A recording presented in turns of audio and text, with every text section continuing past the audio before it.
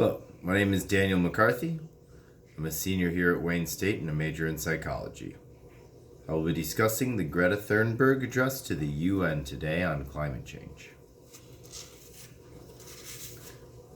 Greta Thunberg, this bold young girl, bravely gets up in front of the most powerful people in the world and tells them, "You're not doing enough." She goes as far as to say that if we continue on our current trajectory, we're all doomed. She says that the changes we've made towards a greener Earth have mainly been a facade.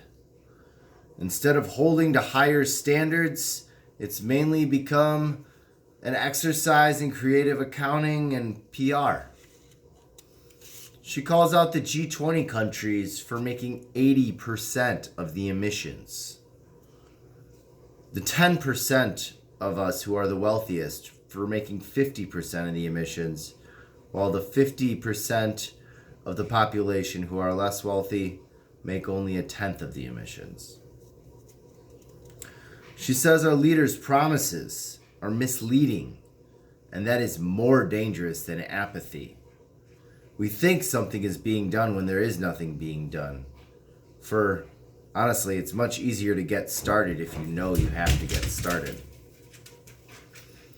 She calls for an end to our leaders and to corporations for hunting for loopholes in the laws that we've created to try and make a greener world, for moving our emissions to different locations to make them standards instead of actually making them regulation, for double counting our reductions.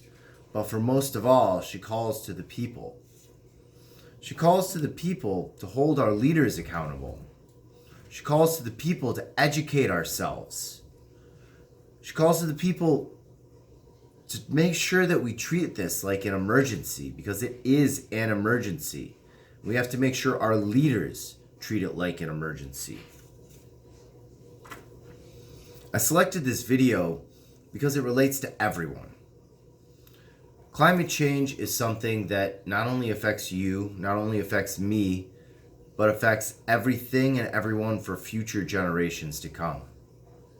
I also chose this because it truly epitomizes free speech to me, because you are criticizing the most powerful people in the world. You are criticizing the richest, the wealthiest, and telling them what you're doing is wrong. Not only that, I chose this because it shows how a speech can be used as a platform to not only educate, but then use that knowledge to motivate into action.